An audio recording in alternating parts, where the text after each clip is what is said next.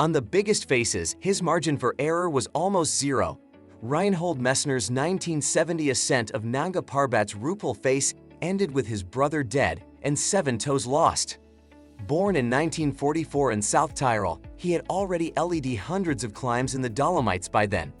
8 years later, he stood on Everest's summit without bottled oxygen at the outer edge of human physiology. By 1986, he had climbed all 14 8,000-meter peaks, all without supplemental oxygen, something no one had done before. Let's trace how a village climber from the Dolomites reshaped what impossible meant at altitude.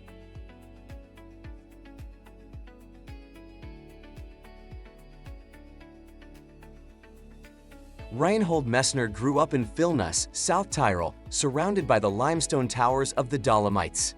By his early 20s, he had already led hundreds of ascents in these mountains, often on demanding routes. Between 1960 and 1964, he focused on long technical lines rather than easy summits. Those climbs demanded fast movement on steep rock with limited protection. Thin limestone walls became his training ground.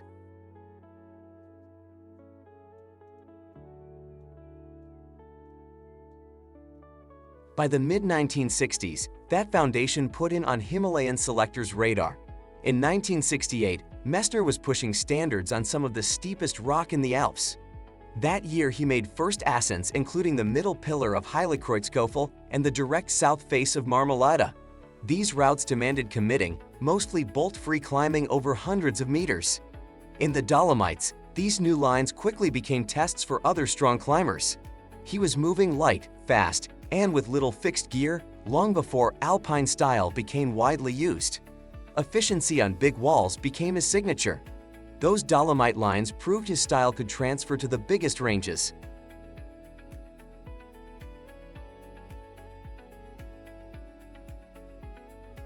In 1969, Messner took that style to the Andes with Peter Habeler. Together they climbed the east face of Yurupaha to the summit ridge, then made the first ascent of Yurupaha Chico. These peaks, rising over 6,000 meters in Peru, were serious tests of mixed rock and ice terrain. The partnership with Habeler would later move to the Himalaya, where altitude magnified every decision. A new partnership formed at altitude. Their success in the Andes proved fast, light tactics could scale into the Himalaya.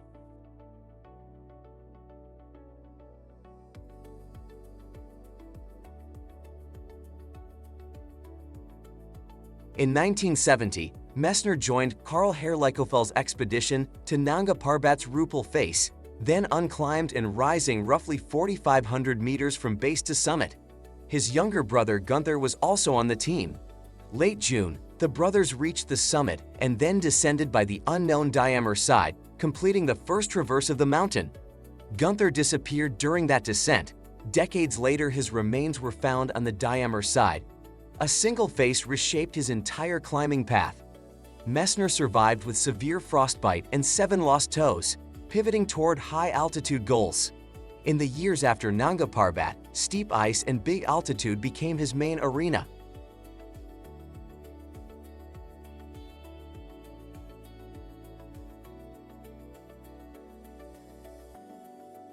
In 1972, he climbed Manaslu, his second 8,000-meter peak, again without bottled oxygen. Through the 1970s, he avoided heavy siege tactics whenever possible, preferring minimalist expeditions. This meant fewer camps, smaller teams, and more exposure to storms and thin air. Less equipment meant more direct risk. That shift challenged Himalayan norms and set up his boldest test, Everest without oxygen.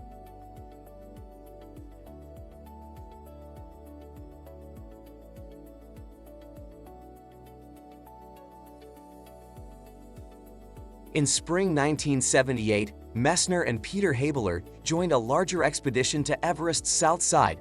On 8 May they reached the summit without using supplemental oxygen, the first documented ascent of Everest done this way. Many physiologists had argued the human body could not function safely at that altitude without added oxygen. Many climbers also doubted anyone could climb that high without bottled oxygen. Their climb directly challenged those assumptions and triggered intense debate in the climbing world and beyond. The summit was the same, the margin for survival was not. That success cemented Messner's reputation as the climber who tested human limits there.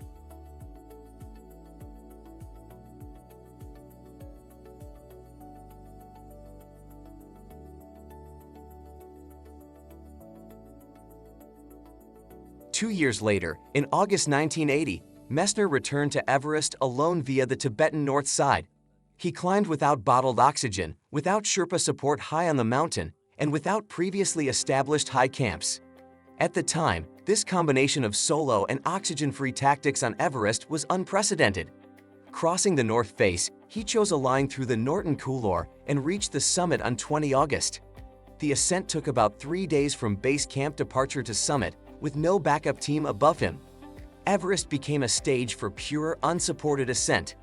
This solo, oxygen-free climb is still cited as a benchmark of commitment.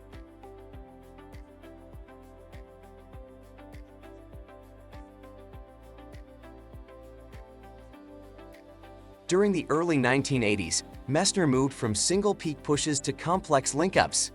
In 1982, he summited Kangchenjunga, Gasherbrum II, and Broad Peak, continuing his oxygen-free campaign. These expeditions involved long periods in remote base camps and repeated trips through avalanche terrain. He was steadily reducing the remaining 8,000-meter summits on his personal list. Multiple giants fell in just a few seasons. By mid-decade, only a handful of his 14 8,000ers were left to solve.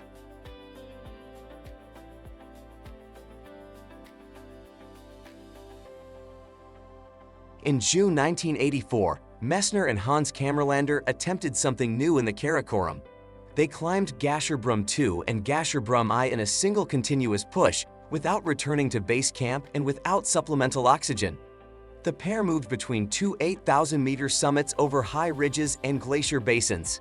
Werner Herzog's documentary, The Dark Glow of the Mountains, later followed this expedition, bringing their style to a wider audience.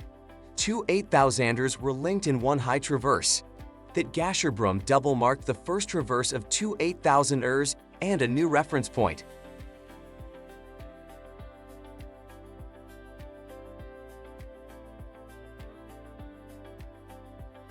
On 16 October 1986, Messner climbed Lhotse, his final unclimbed 8,000-meter peak. With that ascent, he became the first person to summit all 14 8,000ers. He had done every one of them without bottled oxygen, often via new routes or in small teams. The project had taken just over 16 years from his first 8,000-meter summit on Nanga Parbat. Climbers worldwide followed this sequence through expedition reports, interviews, and later documentaries. An entire altitude range had been climbed on his own terms. That completion reset expectations and cleared the way for new kinds of expeditions.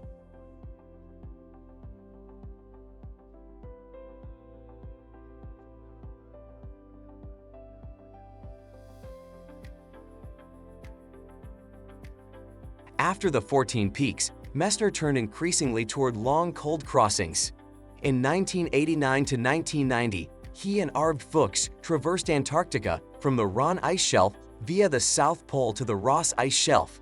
They traveled on skis using man-hauling and kite assistance, covering thousands of kilometers in 92 days without motorized support.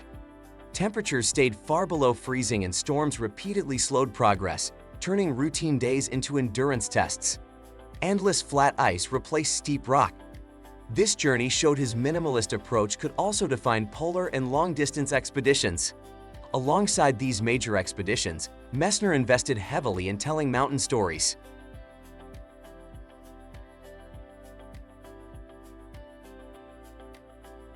From 2006 onward, he opened the Messner Mountain Museum Network in South Tyrol, with locations like MMM Fermion and MMM Corones.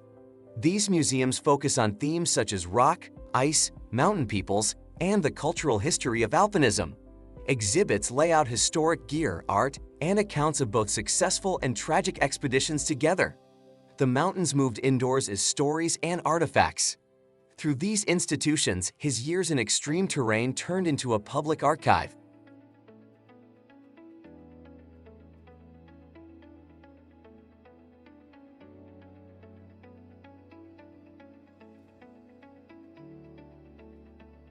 Even past the big expeditions, Messner remained active as an author and public figure.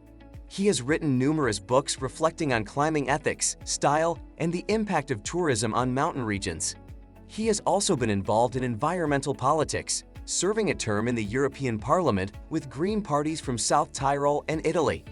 These roles kept him tied to debates about how high mountains should be used, protected, and managed for future climbers. His arena shifted from summit ridges to public forums. By connecting policy, stories, and climbs, he extended his influence into wider public debate.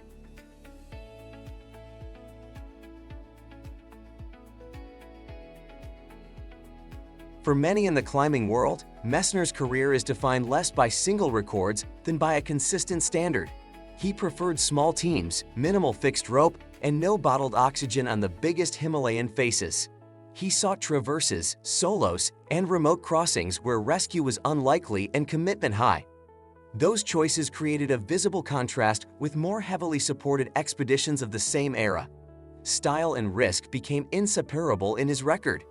That combination keeps his name present whenever climbers debate by fair means on serious peaks.